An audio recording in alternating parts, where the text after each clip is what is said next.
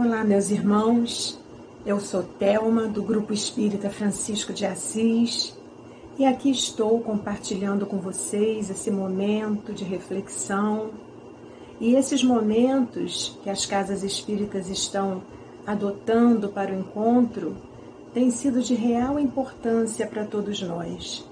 Apesar da distância física, sabemos que nessa hora irmanamos os nossos corações, vibramos em uníssono, nos conectamos com a boa mensagem, nesses tempos em que nos chegam tantas notícias ruins, em que somos diariamente convidados à desesperança.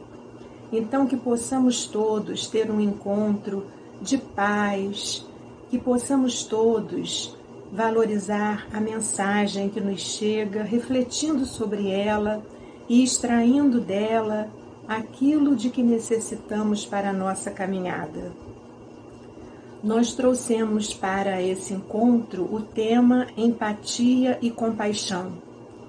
Esse tema foi feito recentemente, pouco antes de entrarmos nessa situação de isolamento social, de confinamento, né, como estamos vivendo. E achamos por oportuno repeti-lo.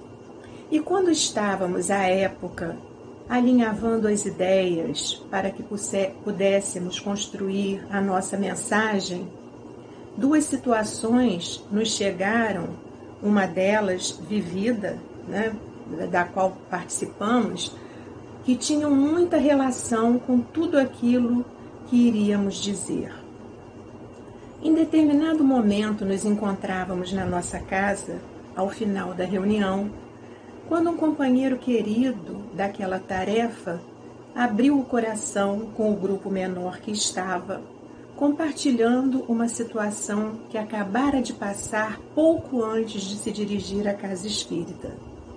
Contou-nos ele que quando desceu do elevador, estava saindo no hall do seu edifício, quando de repente uma vizinha olhou para o porteiro e de forma muito agressiva, muito rude, dirigiu-se ao porteiro, fazendo a ele uma acusação, dizendo assim: o culpado disso é ele.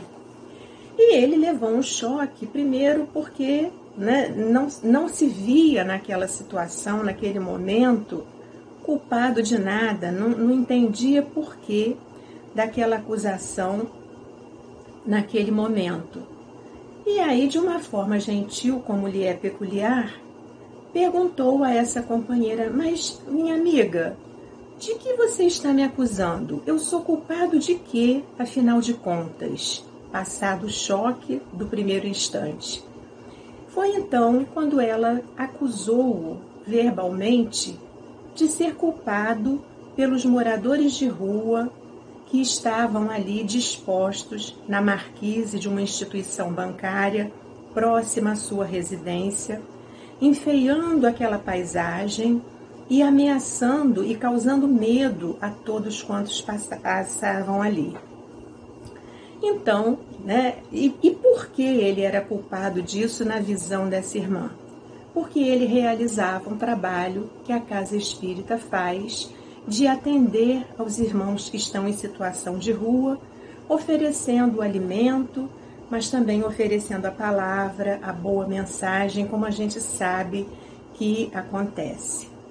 Então, meus irmãos, quando nós ouvimos um relato como esse, a primeira impressão que nos causa, é a censura, é o julgamento, é o horror de vermos que no momento em que o mundo passa por tantas dificuldades, em que há uma crise social tão grande, alguém é acusado de ser culpado por estarem irmãos em situação de tanta miséria, em situação tão dolorosa, enfeiando a paisagem e causando medo àqueles que estão no seu entorno.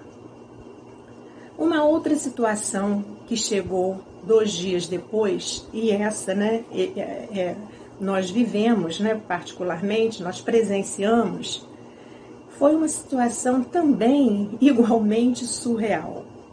Estávamos em um estabelecimento comercial, numa cidade vizinha, e de repente passou a entrar naquele estabelecimento um rapaz mais ou menos jovem, e a todo momento ele pedia dinheiro.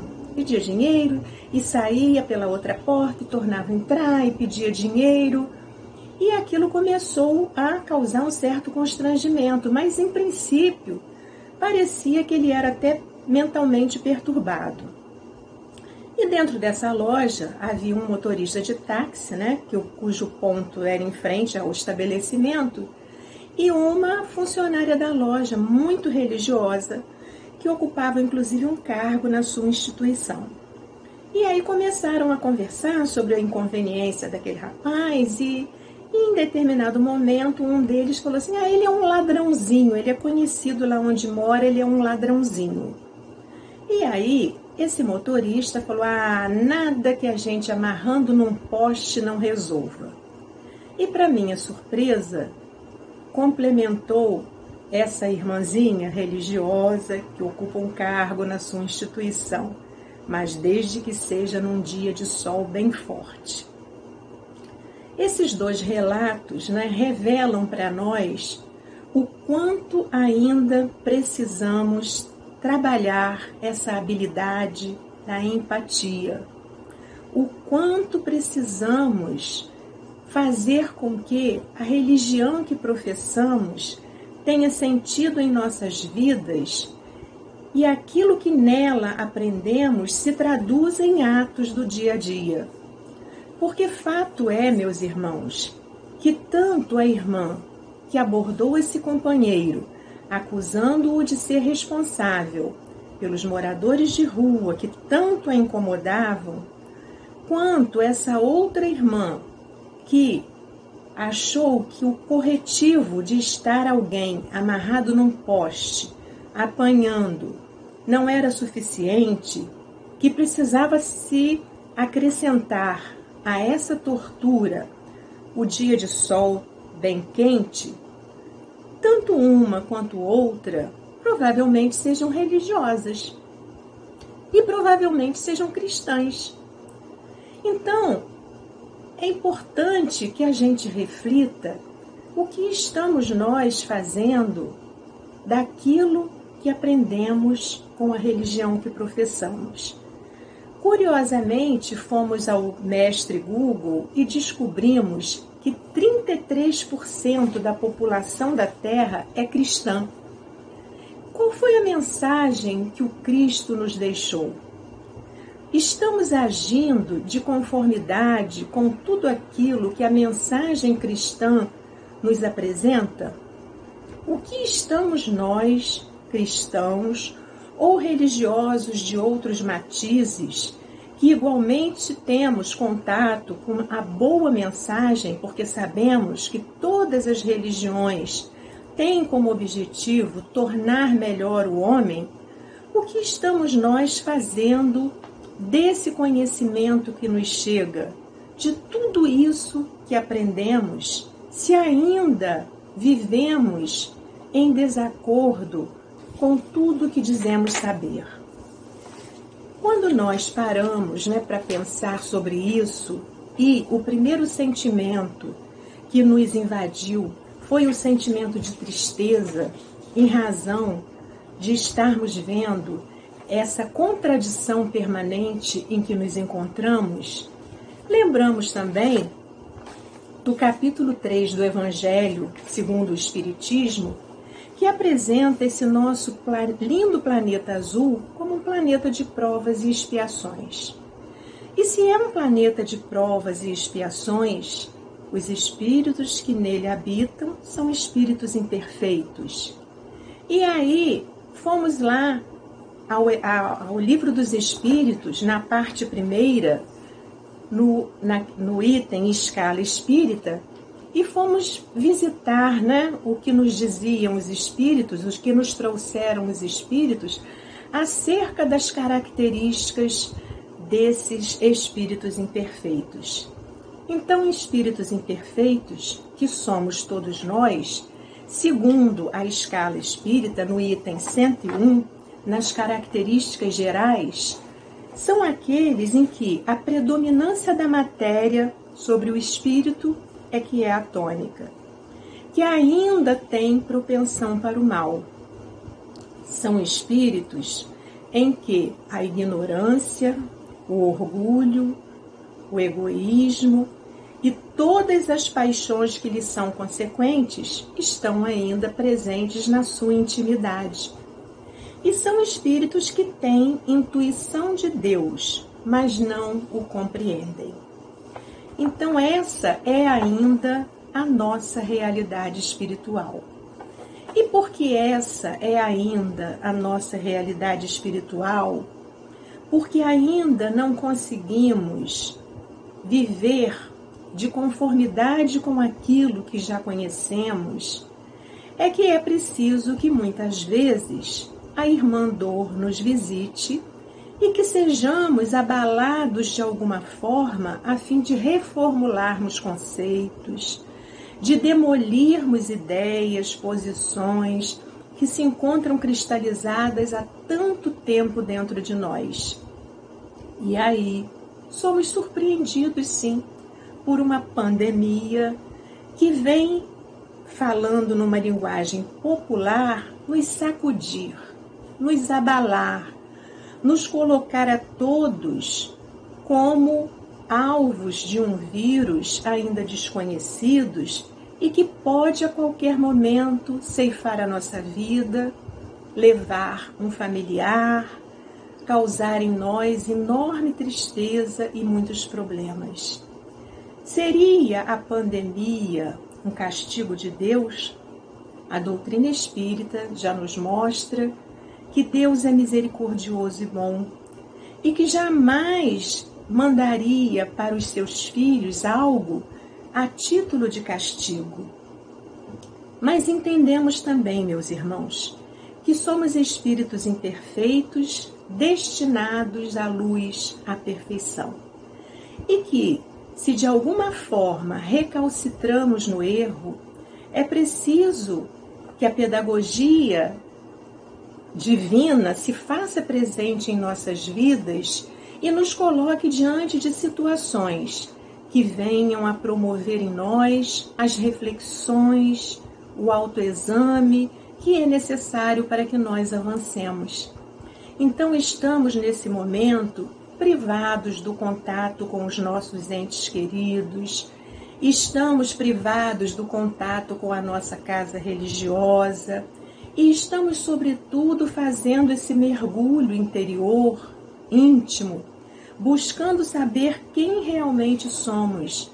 É uma hora que nós estamos tendo a oportunidade de termos esse contato que viemos adiando há tanto tempo. Então, precisamos sim, nesse momento de dor, de aflição, saber quem somos e o que precisa em nós ser mudado. Mas voltando ao tema das nossas reflexões desse encontro, fomos recorrer ao dicionário para ver o que seria empatia, porque essa palavra, por curioso, tem sido muito usada atualmente.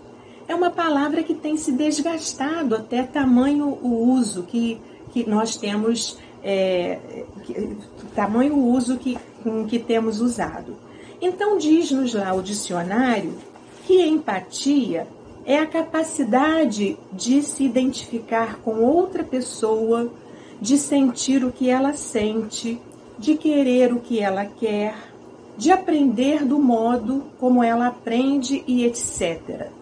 E diz ainda que é o processo de identificação em que o indivíduo se coloca no lugar do outro e, com base em suas próprias suposições ou impressões, tenta compreender o comportamento do outro.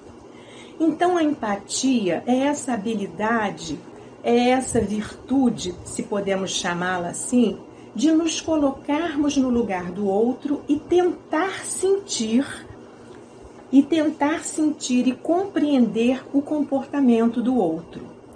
E aí, nós vamos guardar essa frase, porque lá na frente nós vamos resgatá-la em relação a esses dois casos que nós trouxemos aqui. Porque fato é que se o primeiro impulso, diante das situações com que iniciamos essa nossa fala, foi o impulso do julgamento, se quisermos verdadeiramente, agir com empatia, é preciso que não fiquemos ali, que avancemos um pouco na avaliação daquela situação que nos foi trazida, que a vida nos trouxe. E aí fomos ver também o sentido da outra palavra, compaixão. Compaixão, o dicionário nos apresenta como sendo o sentimento piedoso de simpatia para com a tragédia pessoal de outrem, acompanhado do desejo de minorá-la. Compaixão é a participação espiritual na infelicidade alheia, que suscita um impulso altruísta de ternura para com o sofredor.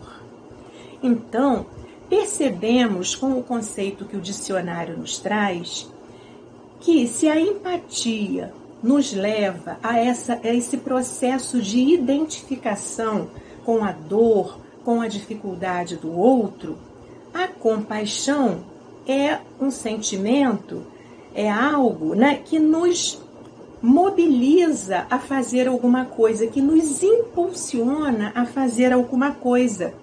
Porque, como diz aqui a definição, acompanhado é um sentimento piedoso para com a tragédia pessoal de outrem, acompanhado do desejo de minorá-la. Há na compaixão esse impulso altruísta para com o sofredor. E aí nós ficamos refletindo acerca de uma frase que lemos, no momento em que estávamos estudando. Compaixão não é pena. A gente, normalmente, todos nós, diante das tragédias alheias, sentimos pena. Então, se diante de uma dificuldade, diante de alguém que perdeu um ente querido, diante, enfim, de uma situação difícil, porque os nossos irmãos de caminhada estejam passando, dessas tragédias coletivas, normalmente o sentimento de que somos tomados é de pena. E qual é a diferença entre pena e compaixão? A pena não gera a identificação a ponto de nos fazer agir para tentar minorar o sofrimento da pessoa.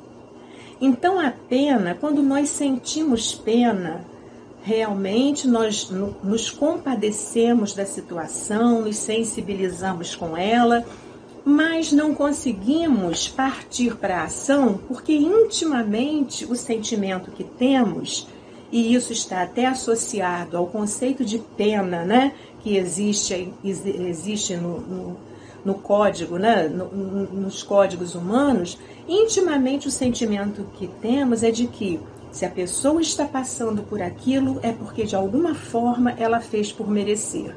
Então, se ela fez por merecer, a gente se toca, a gente sente, mas a gente não é levado à ação. A gente não consegue se envolver a ponto de trazer para a gente essa pergunta: como é que eu gostaria de ser tratada se estivesse vivendo a mesma situação? Então, quando nós somos movidos pela compaixão, essa pergunta se apresenta de pronto em nossas vidas. Se eu estivesse passando por essa situação, como é que eu gostaria que o outro agisse em relação a mim?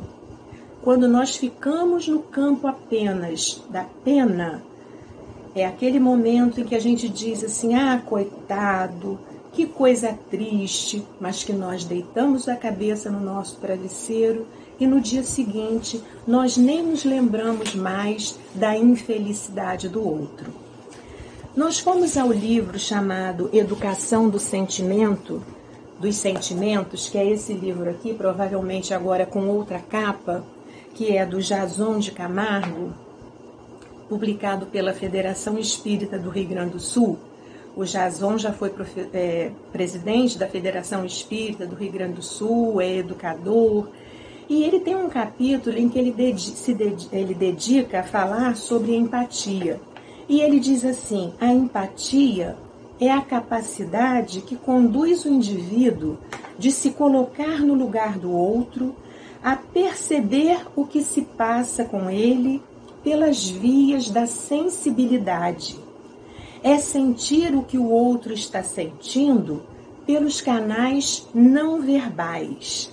Então, quando nós somos verdadeiramente empáticos, nós passamos a perceber o que se passa com o outro pelas vias da sensibilidade, como nos diz o autor, pelos canais não verbais. E ele traz um exemplo muito interessante que, se nós observarmos, realmente é isso que acontece. Ele traz o exemplo dos bebês, né? Que num berçário, quando um bebê começa a chorar, é muito comum que todos os demais bebês comecem a chorar, porque com o choro daquele que iniciou, há uma identificação dos demais com o choro daquele que de alguma forma expressava o seu desconforto, né, através daquele choro. E nós pensamos também esse processo de comunicação não verbal, que é muito comum em muitas situações da vida, em que a empatia se expressa. Não raras vezes nos chega através dos noticiários aquelas situações, por exemplo, de abuso para com as mulheres em transporte público, em que pelo olhar uma mulher se comunica com a outra e é capaz de perceber o que está se passando naquela situação e de ir ao encontro, né, da outra por gestos, por atitudes, procurando tirar quem está vivendo a situação do assédio, a situação desagradável daquela situação. Então, nós sabemos, né, que os olhos, por exemplo, são um canal de comunicação precioso, que nós não nos comunicamos apenas pela palavra. Existem canais não verbais que são capazes de traduzir o nosso sentimento. Nós podemos expressar solidariedade, afeto, identificação, com um olhar, com uma expressão fisionômica, se apenas por essa atitude que a situação nos permitir. Mas em qualquer momento nós podemos ser, sim, empáticos, solidários para com os nossos irmãos de caminhada. E o Jason, ele dá algumas situações, né, ele cita, né, algumas regrinhas para que a gente venha a desenvolver a empatia. E ele diz assim: como desenvolver a empatia? Primeiro, conhecendo as nossas próprias emoções, percebemos as emoções e os sentimentos dos outros. Nós estamos no momento da nossa vida, estávamos, né, porque agora fomos compelidos a uma parada, mas estávamos no momento das nossas vidas em que estávamos movidos por automatismo. Acordávamos, tomávamos café, íamos para o trabalho ou não, ou nos envolvíamos com as tarefas do lar, e o dia passava sem que a gente se desse conta de perceber o que nos estava na alma, o que nós poderíamos fazer em favor do outro, sem que essas questões, né, que transcendem a natureza material fizessem parte do nosso dia a dia. Então, para desenvolver a empatia, diz-nos Jason, é preciso que nós conheçamos, né, que nós conheçamos as nossas emoções. e para só então percebermos as emoções e os sentimentos do outro. Não podíamos, meus irmãos, continuar no ritmo que estávamos, isso é fato, né? Essa parada está sendo necessária e ela tem, sem dúvida nenhuma, um propósito na vida de todos nós. Então, sem saber o que me afeta, o que me toca, o que eu sinto, como é que eu posso ir ao encontro do outro para tentar minorar a dor do outro? Agora, quando eu sei o que me afeta, aquilo que me atinge, eu sou capaz, sim, de me identificar com aquele mesmo processo por que o outro esteja passando. Então, se é uma situação de injustiça que me afeta e eu tenho consciência disso, diante de uma situação de injustiça que o outro esteja passando, eu, sem dúvida nenhuma, vou me tocar e vou me colocar no lugar do outro e vou tentar ajudar, né? Se é uma agressão que me afeta, da mesma forma.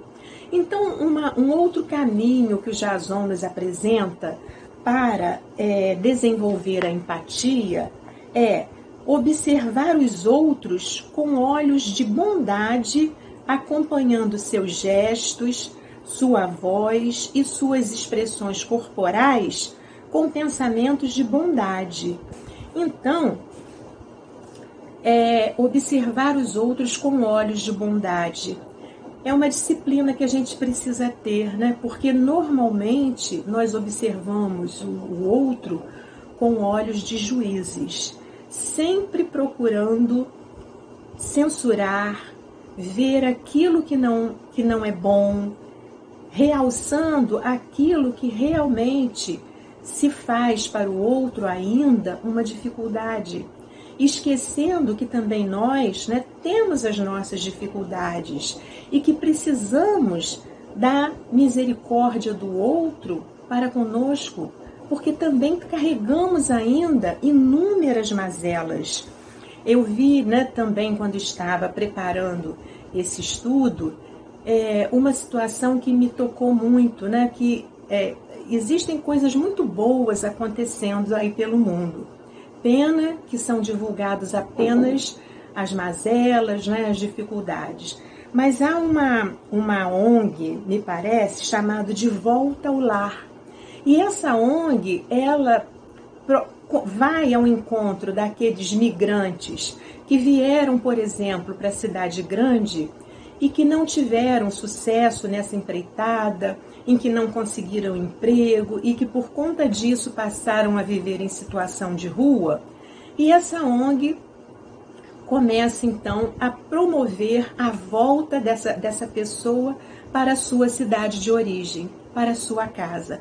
Olha que coisa interessante, né? Mas é preciso então olhar o outro com olhos de bondade para conhecer essas histórias, para conhecer essas situações. É um caminho que precisamos percorrer para conquistar a empatia. Uma outra situação que o Jason nos apresenta aqui, meus irmãos, é tentando entender, desenvolvemos a empatia, portanto, tentando entender o porquê dos atos dos outros, tentando vestir a sua pele. E aí nós remontamos aquelas situações iniciais narradas em que aquela irmã se apresenta, a primeira, como juíza do companheiro da casa que distribuía alimentos de rua, acusando-o de culpado da situação que a incomoda. E aí passamos a pensar, o que será que aconteceu ao longo do percurso dessa irmã que a tenha deixado tão assustada? Que tipo de situação ela viveu para que esses irmãos que se abrigam sobre as marquises a agridam tanto? Será que ela, em algum momento, experimentou uma situação que a tenha marcado? E quando voltamos o olhar também para aquela segunda companheira da história seguinte, para quem não bastava que o castigo fosse amarrar o irmão no poste para que fosse ser viciado, mas que era necessário que essa tortura se fizesse num dia de sol bem quente, Que tipo de agressão essa companheira viveu que endureceu tanto seu coração, que deixou marcas tão profundas? Então também nós, na apreciação de quaisquer situações, precisamos exercitar a empatia, nos colocar no lugar do outro, não como coniventes, abonando certas situações, mas tentando compreender, tentando entender o que leva alguém a atitudes de tanta crueldade. E diz-nos ainda o Jason: sendo interessado e amigo, as ações do outro muitas vezes escondem preocupações internas. Nós não conhecemos intimamente o outro coração. Então, nesse exercício de construção da empatia, é preciso que nós nos mostremos interessados e amigos. E por último, ele diz assim: habituando-nos a ver com os olhos da alma, para que possamos ver o que a alma do outro está sentindo. Quantas vezes, de forma precipitada, nós emitimos juízos acerca de situações sem que nos coloquemos verdadeiramente na pele do outro, sem que consigamos ver o que a alma do outro está sentindo, porque nunca experimentamos situação semelhante. Um dos casos que nos ocorrem é a situação do racismo estrutural na nossa sociedade, porque foram mais de 300 anos de escravidão, né?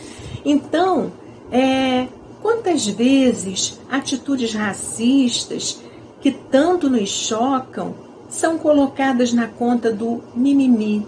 Isso é mimimi. A mesma coisa em relação às agressões por que passam os homossexuais.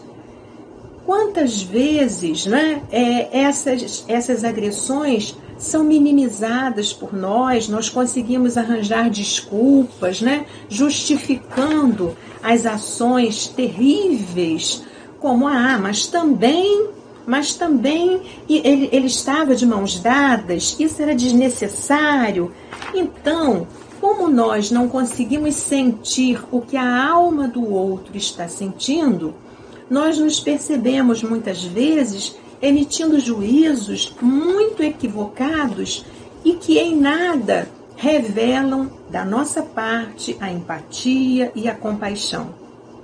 Fato é, meus irmãos, que quando nós paramos para pensar, né, nessa virtude, nós somos levados a ver que essa virtude nada mais é do que o exercício da solidariedade. Aquela solidariedade a que a mensagem de Jesus nos convida o tempo inteiro. E para o exercício da solidariedade, é preciso que nós saiamos da bolha em que nós vivemos e passemos a olhar o outro, né? Porque, como falamos, até então vínhamos num processo de automatismo muito grande, vivendo exclusivamente em função de atender às nossas necessidades, de suprir as nossas carências, em que os dias, os meses, os anos se passavam sem que nós nos dessemos conta daquilo que verdadeiramente é importante para a nossa condição de espíritos imortais. Apesar de verbalmente, a todo momento, repetirmos como um mantra isso, que a nossa verdadeira vida é a vida espiritual, nos conduzimos aqui ainda muito impregnados pelas ilusões da matéria. A matéria exerce um fascínio ainda muito grande sobre todos nós. E sair dessa nossa bolha para ir ao encontro do outro, dos sentimentos do outro, das dificuldades por que o outro passa, realmente nós não estávamos conseguindo fazer porque não temos tempo, não tínhamos tempo, né? O nosso dia a dia nos absorvia de tal forma que não conseguíamos fazer. E aí, meus irmãos, nós vamos, quando falamos em egoísmo, né? Quando nós nos lembramos dessa chaga que todos ainda trazemos em maior ou menor grau, nós vamos lá ao Livro dos Espíritos, na parte 3ª, precisamente na questão 913, quando Kardec pergunta aos espíritos, dentre os vícios, qual o que se pode considerar mais radical? E radical no sentido de estar na raiz de todos os demais. E os espíritos, de uma forma muito incisiva, respondem, temo-lo dito muitas vezes, o egoísmo. Daí deriva todo o mal. Estudai todos os vícios e vereis que no fundo de todos há egoísmo. Por mais que lhes deis combate, não chegareis a extirpá-los. Enquanto não atacardes o mal pela raiz, enquanto não lhes houver destruído a causa. Então, nós vamos ver numa nota de Kardec, ele falando, né, de que a forma adequada para destruir a causa do egoísmo é a educação. E essa educação, se não vem pelos meios formais, né, institucionais, vem pelas leis da vida. Nós nos educamos, por exemplo, num momento como esse, em que necessitamos do outro, necessitamos de alguém que traga o alimento à nossa porta, necessitamos de filho, de vizinho, de alguém que nos socorra, né? Então é a vida, é a pedagogia divina nos educando para que nós façamos o aprendizado que precisamos fazer. Tem um vídeo, né? Existem uns vídeos na internet, vem sempre assim, TED São Paulo. E eu tive contato com um deles, né? Essa TED, eu não sei a sigla em inglês como pronuncia, mas é uma fundação, são encontros que são feitos, né, pela Fundação Sapling dos Estados Unidos. Essa fundação não tem fins lucrativos e ela se destina a promover palestra pelos vários continentes. Essas palestras são destinadas a disseminar boas ideias. E não por acaso, né, certamente, eu me deparei com uma palestra cujo título era Por que o seu coração bate? E nessa palestra, uma cardiologista, se não me engano, de Jundiaí, ela começa fazendo uma análise do coração como órgão essencial à vida.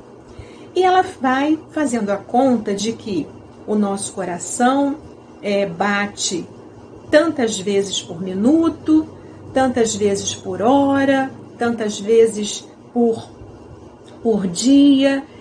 E se nós vivermos 80 anos em média, se não me falha a memória, o tempo que ela faz o corte é esse, se nós vivermos em média 80 anos, o nosso coração terá batido 3 bilhões de vezes.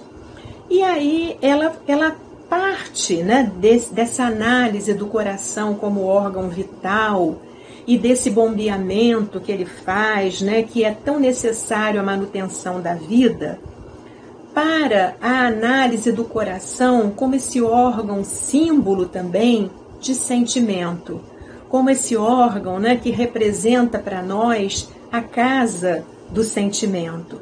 E ela fala que foi feita uma pesquisa na Universidade de Michigan com 900 pessoas. E essa pesquisa foi feita por um período de 5 anos. E a essas pessoas foram feitas 2 perguntas. A primeira pergunta que foi feita foi essa aqui. Quanto estresse você passou no último ano? E a segunda pergunta, quanto estresse você passou no último ano ajudando pessoas? E ao final da pesquisa, o resultado que veio foi muito interessante, foi muito curioso. Porque, ao final, as que passaram estresses difíceis, né?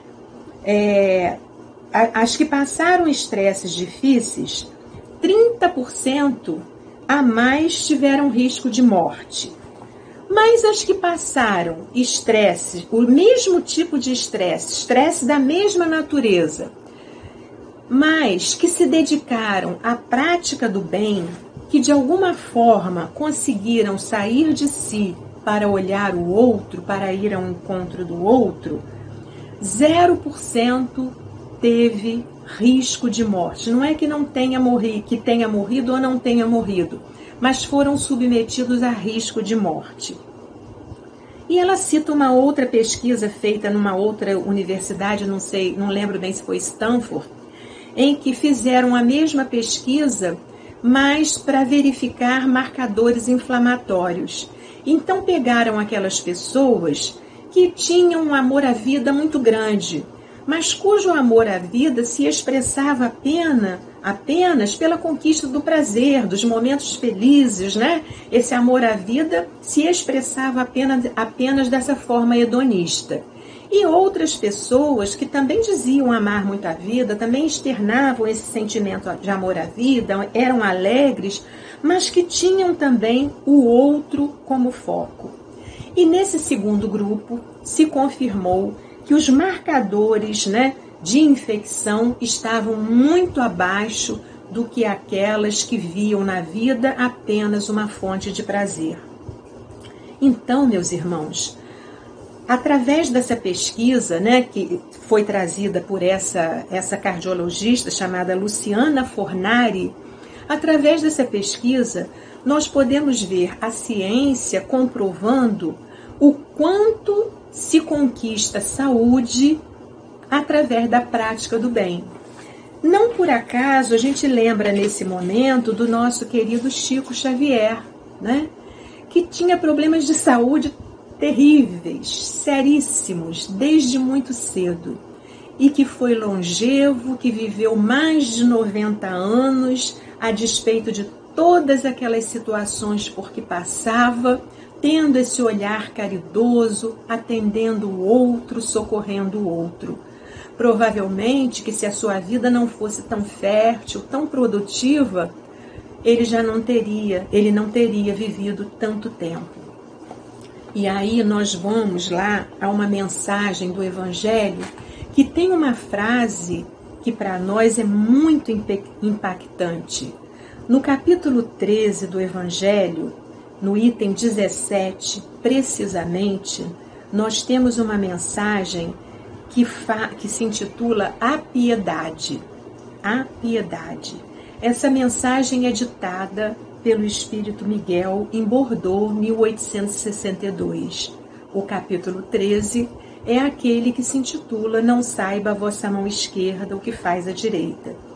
E nessa mensagem, esse Espírito Miguel nos diz o seguinte: temei conservar-vos indiferentes quando puderdes ser úteis. A tranquilidade comprada à custa de uma indiferença culposa é a tranquilidade do mar morto, no fundo de cujas águas se escondem a vasa fétida e a corrupção.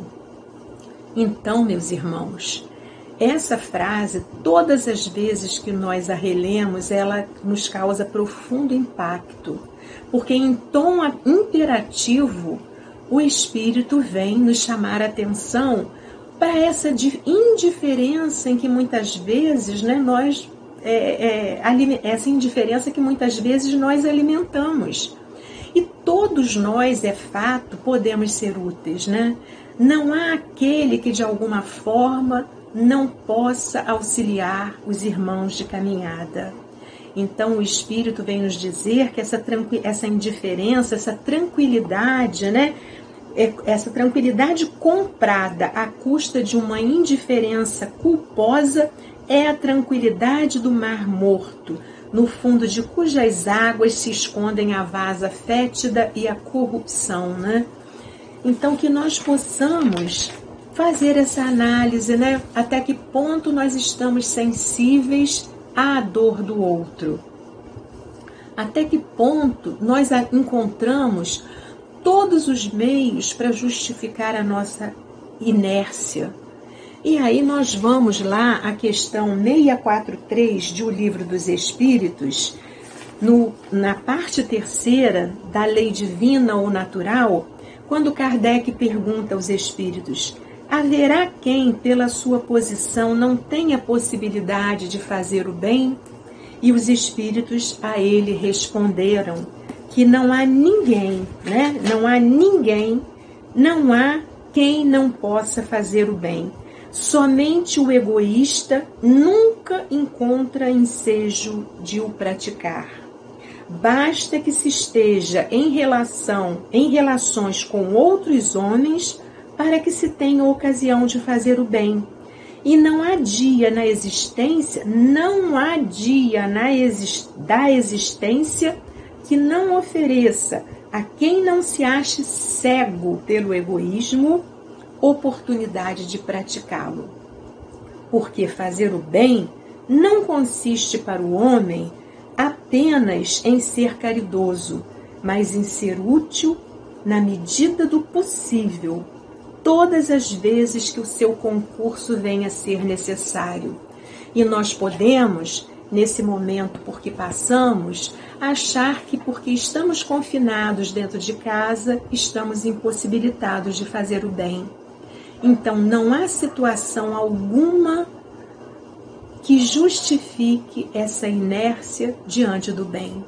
Se não podemos estar nas frentes de trabalho, porque a nossa situação de risco não nos permite, porque realmente, né, estamos num momento de privação até por conta das leis, das determinações governamentais, podemos auxiliar financeiramente, ainda que com aquele pequeno óbolo que nos chegue, que tenhamos a oferecer.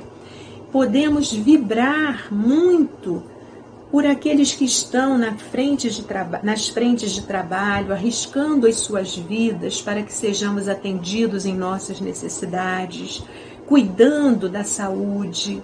Podemos vibrar para que os governantes tenham a lucidez necessária para tomarem as melhores atitudes diante dessa crise tão dolorosa por que passamos. Então, é muito comum nós ouvirmos assim: eu já assisti tal série toda, já assisti tal filme. Claro que vamos aproveitar o tempo também para colocar a leitura em dia, para ver uma boa série, mas é importante que nós não nos descuidemos desse trabalho que podemos fazer, né? Quando nada, mentalmente, através desse recolhimento diário, se possível por mais de um momento em nosso dia, dedicando um tempo para a prece, para vibrar por aqueles que estão perdendo seus entes queridos, que estão vivendo situações de risco tão dolorosa, de tanto sofrimento. E aí, meus irmãos, a gente não pode esquecer, né, trabalhando esse tema, empatia e compaixão, do exemplo maior que foi para todos nós o nosso Mestre Jesus. A capacidade que ele teve ao longo da sua estada aqui na Terra, da sua permanência aqui na Terra, de sentir a dor do outro e de fazer pelo outro aquilo que lhe foi possível, sem julgar, né? sem nenhum outro sentimento que não fosse a empatia e a compaixão. E lembramos daquela passagem anotada por Mateus no capítulo 11, versículos 28 a 30, aquela passagem que muito nos toca, quando Jesus diz: "Vinde a mim, todos vós que estáis aflitos e sobrecarregados." E essa primeira frase já nos mostra o Jesus que envolve a todos, que não segrega ninguém. Qualquer de nós que esteja aflito e sobrecarregado, a qualquer um de nós nessa situação, ele acolhe, ele consola.